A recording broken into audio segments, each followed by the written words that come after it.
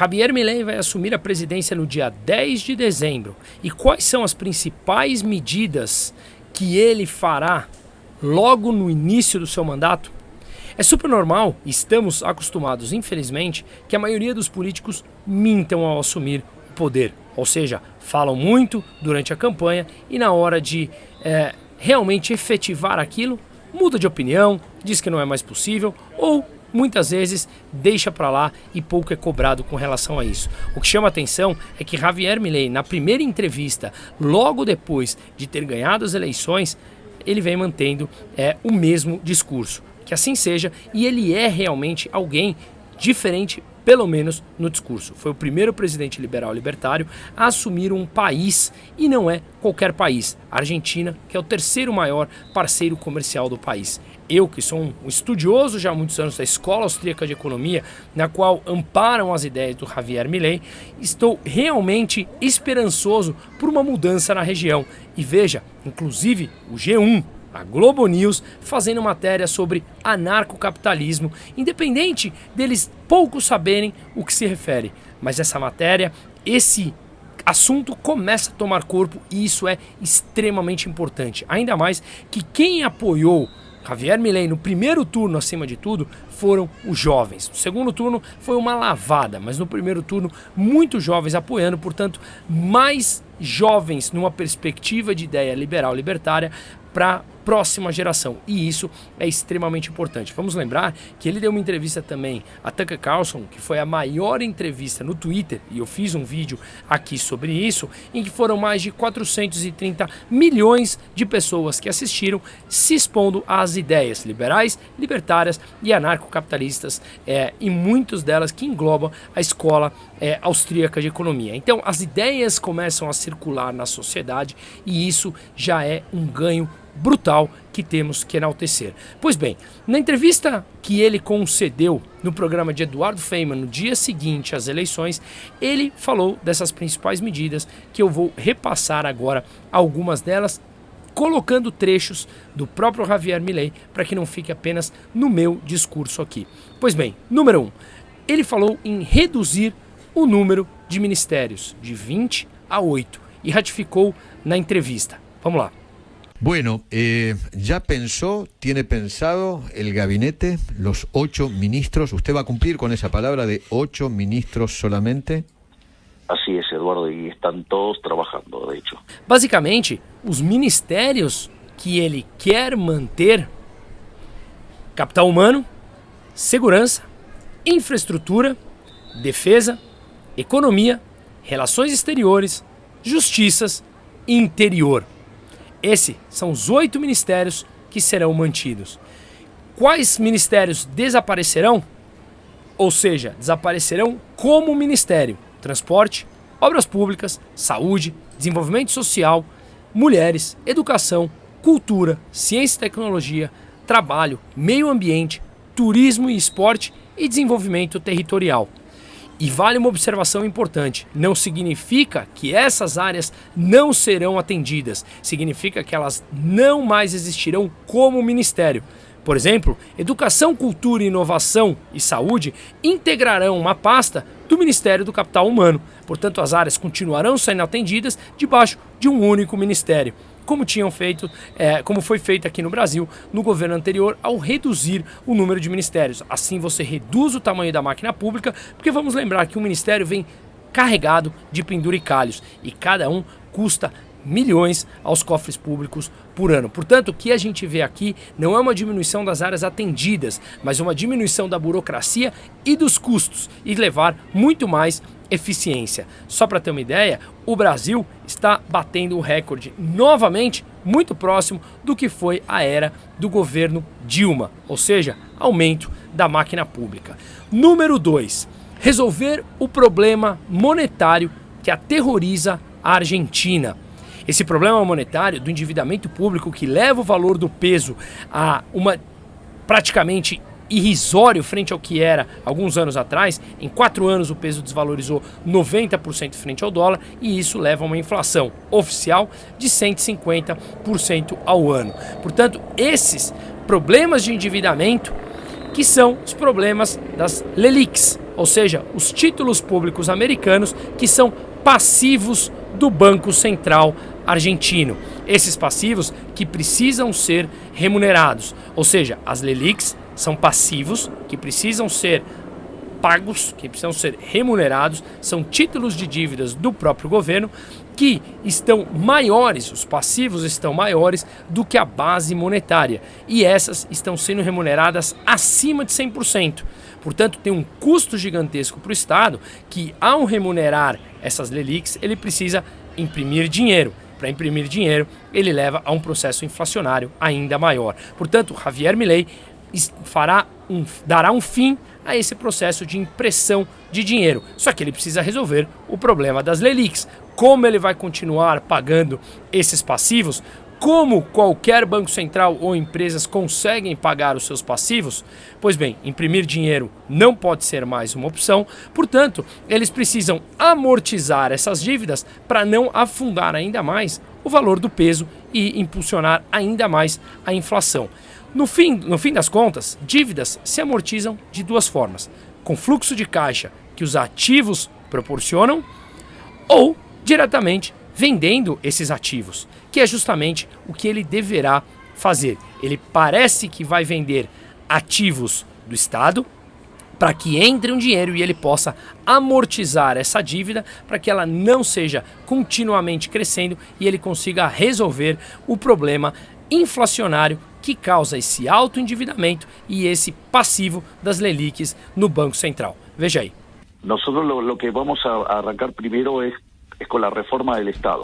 Okay. Y con resolver el problema de las LELIQs. Esos son los dos temas que hay que resolver de manera urgente.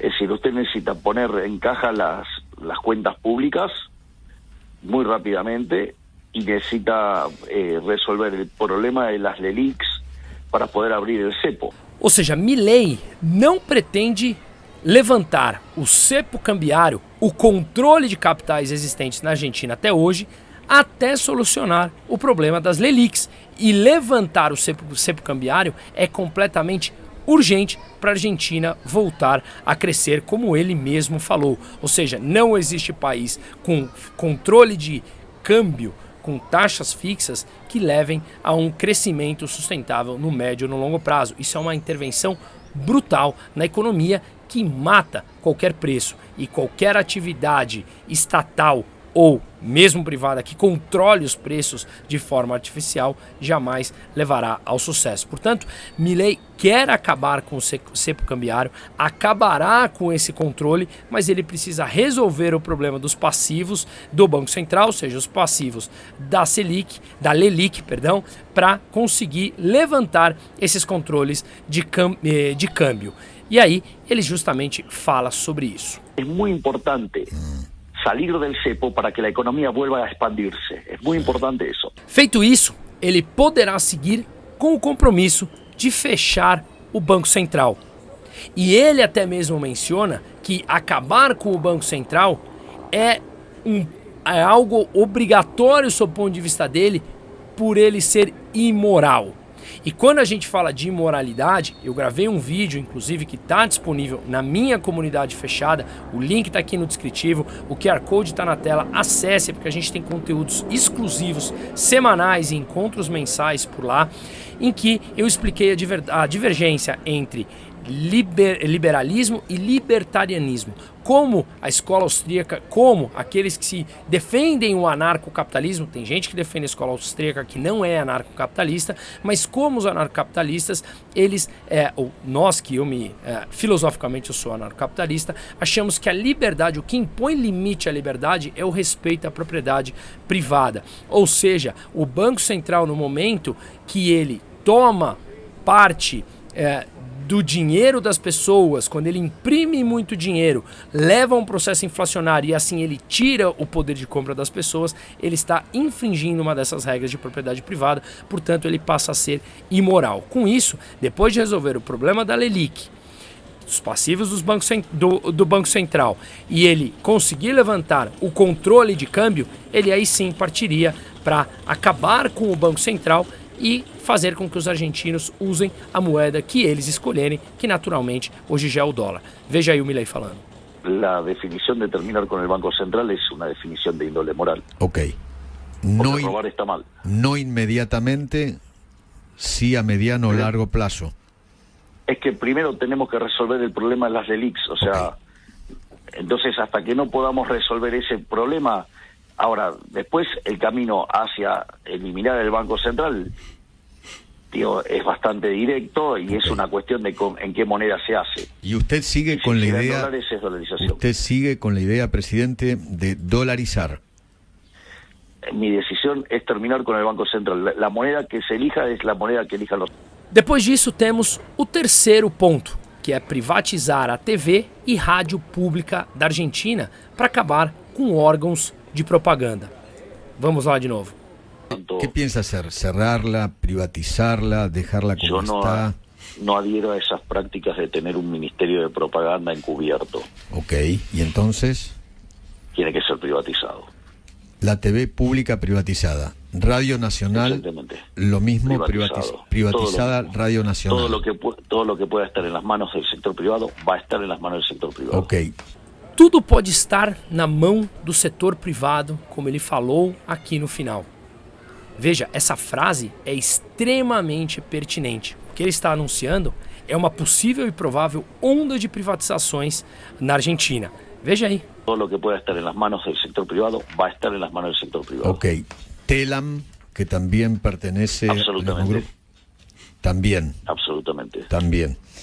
El resto de las empresas del Estado, lo mismo. Ese es el programa. Usted, por ejemplo, me preguntó del caso YPF. Sí, A YPF, digamos, primero la tiene que recomponer, ¿no? ok. Porque digo, desde que el señor Kichilov decidió estatizarla, no solo con un perjuicio de 16.000 millones de dólares, sino que además el deterioro que han hecho de la empresa en términos de resultados para que valga muchísimo menos del momento de cuando se la expropió, Sí. evidentemente lo primero que hay que hacer es recomponerla, y además Sí. tiene en la transición que nosotros estamos pensando en la cuestión energética, tanto en ARSA como YPF tienen un rol para esa transición, mientras que se racionalizan esas estructuras, se las pone a crear valor, Ok. y de esa manera se puedan vender de una manera muy beneficiosa para los argentinos. Realmente não tem como falar sem dar um sorriso. São temas extremamente importantes e que, indubitavelmente, levam a Argentina a um processo perene de crescimento sólido e de liberdade. Ele inclusive comentou sobre a YPF, que hoje é estatal de petróleo argentina, que foi nacionalizada ainda no governo da Cristina Kirchner, que hoje é a vice-presidente. Isso aconteceu em 2012 e, inclusive, ela tomou uma multa agora de um tribunal americano e está obrigada a pagar 16 bilhões de dólares por essa multa. Porque o governo de extrema esquerda da Cristina Kirchner, que, repito, hoje é a vice-presidente do Alberto Fernandes e ambos estão sumidos há alguns meses, ela nacionalizou a empresa que tinha sido privatizada, tinha sido comprada pela espanhola Repsol. E aí ela acabou nacionalizando a empresa e, obviamente, prejudicou uma série de minoritários, e a bomba agora chegou. São obrigados a pagar 16 bilhões de dólares. E eu tenho um vídeo que eu expliquei detalhes de como aconteceu esse processo. E aí, obviamente, depois de privatizar a TV e a rádio, ele passaria por essa onda de privatizações e a YPF seria privatizada depois de fazer um reajuste interno, arrumar a empresa para ela ganhar valor novamente e, obviamente, ser vendida a um valor interessante, tá? Isso que é importante, porque essa onda de privatizações fará um caixa para que o Banco Central, o governo argentino, possa amortizar as dívidas da LELIQ, que a gente falou no ponto 1, e mais, tem muitas empresas que são deficitárias. Essas empresas deficitárias precisam ser socorridas e esses rombos cobertos pelo dinheiro público, pelos pagadores de impostos argentina, ocasionando mais dívida pública ainda. Veja aqui no Brasil, fiz um post explicando e um vídeo que está aqui disponível também sobre isso, mostrando que as empresas públicas brasileiras, depois de 8 anos, as estatais, voltaram a dar prejuízo. E a previsão é que termine o ano com prejuízo de 5,6 bilhões de reais aqui e terá que ser cobertos pelo dinheiro público e que, obviamente, eles estão subindo impostos de todo mundo para cobrir o prejuízo que eles ocasionam com uma gestão, obviamente, primitiva, como os governos de esquerda têm. Ou seja, essa onda de privatizações que deverá ser anunciada na Argentina tem 2 pontos positivos. Gera caixa para amortizar as LELIQs, que é um passivo do Banco Central, que é uma bomba inflacionária porque ela desvaloriza a moeda argentina. E mais, ela deixa de consumir dinheiro público para tapar buracos deficitários de empresas completamente ineficientes. O ponto 4 é uma reforma fiscal. Não apenas para baixar os impostos de forma brutal, que sim, é uma das defesas do Milei, que se tudo realmente conseguir ser aprovado, assim será feito, como nós defendemos, uma redução drástica de impostos. Só que para você reduzir os impostos, você precisa diminuir o tamanho do Estado, diminuir a sua dívida.